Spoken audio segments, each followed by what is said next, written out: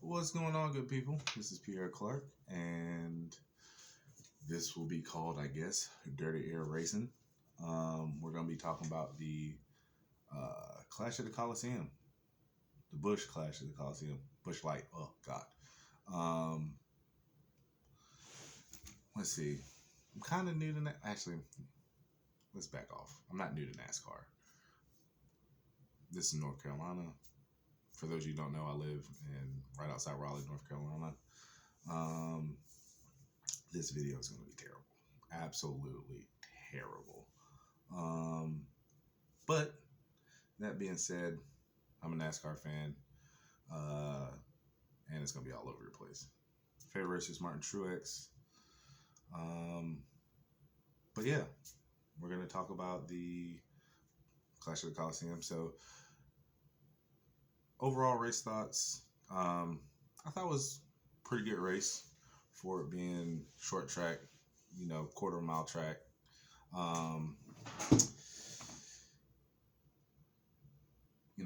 Logano being your winner. What was it? Logano, Busch. Actually, I got it right here. Let me not even try to think because I can't even think about it. Logano, Busch, and Austin Dillon are your first, second, and third place. Rounding out the top five is Eric Jones in fourth, and Kyle Larson. Kyle Larson, honestly, was running so good for most of this race, and then I thought he had a chance to take it, and then for whatever reason started falling back. It looked like on that last restart, his line.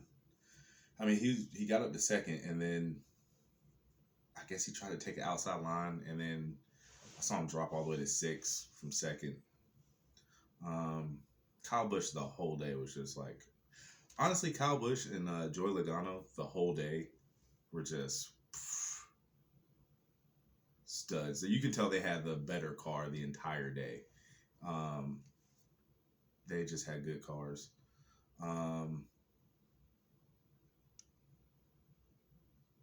What else? What else was? I mean, this wasn't a points race. Bubba Wallace ran like shit. He ended up finishing in 18th. Denny Hamlin. So apparently, with these next gen or Gen 7 cars, I don't know if this is going to be an issue going through the season, but the drivetrain, Tyler Reddick and Chase Briscoe had drivetrain issues, or really transactional issues.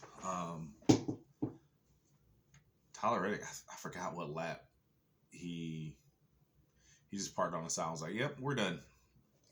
And then Chase Briscoe, when did that happen? I think he was just, if I can remember correctly, it was just like pretty much the same deal. Daniel Suarez, he did okay. Ricky Stenhouse Jr. did okay. Chase Elliott in practice yesterday, I honestly thought was going to be just run away with this, but he did not. He actually had a spin out earlier, midway through the race, and then just kind of cruised on. I mean, still had a strong showing, finishing 11th, but so going forward, I mean, we got an all new setup. This season could be really, I mean, it could be anybody's guess, but I mean, I'm hoping Truex wins. Bias here, Truex fan. Kyle Larson looks strong. He looks like he's going to have another strong year. I know, just based off pure talent, Denny Hamlin's probably going to be in there. William Byron, he's probably going to have a strong year this year. But yeah, my takeaways from the race is Joe Logano and Kyle Busch just had really strong cars, and then Larson looks like he's just ready to repeat. To be completely honest, I don't know what happened towards the end of the race, but he just looks like he's ready to repeat.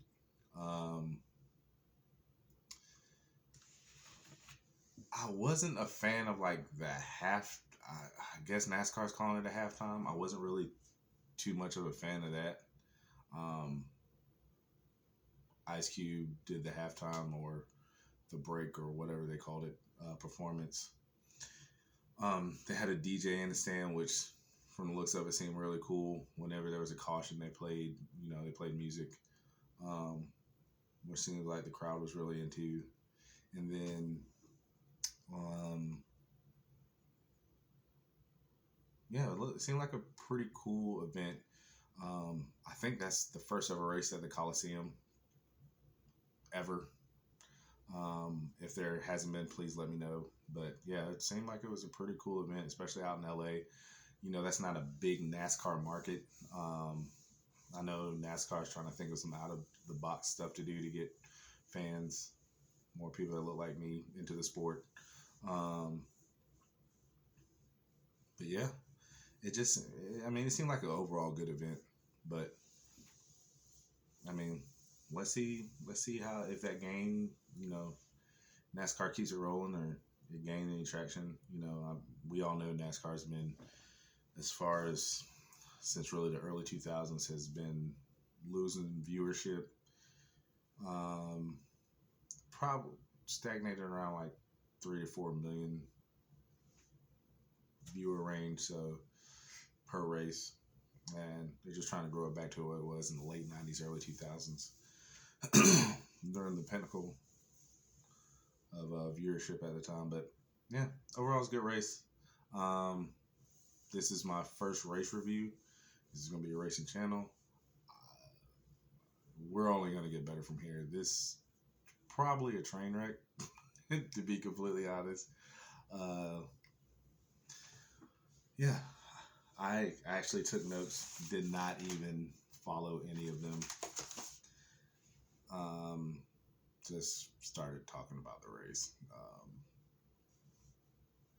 Yeah, so really excited for the 20th. Lord, I can't even think of it. Daggone Daytona 500, Pierre. Come on. Really excited for Daytona 500. I'm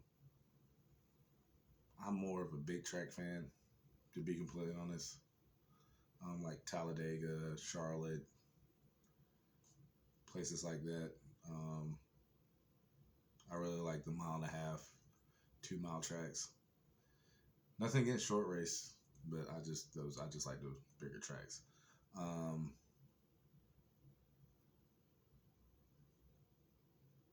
Yeah, let's see where this season goes.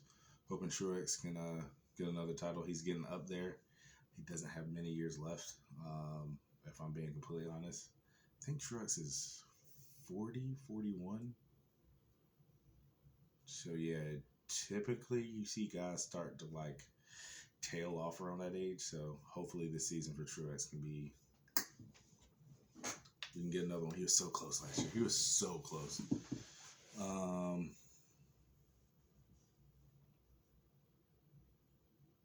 Yeah.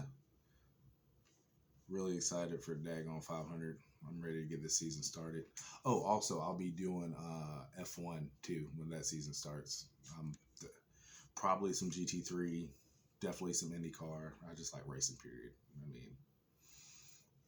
NASCAR, IndyCar, F1, GT3. I just watch it all because I don't have a life. No, I'm joking. I have a life. But I really like racing. So, if there's anything I do better, let me know in the comments. Like, share, subscribe. Maybe not share this one, just like it. Tell me how terrible I am and what to get better at. And we will see you guys in the next one. Peace.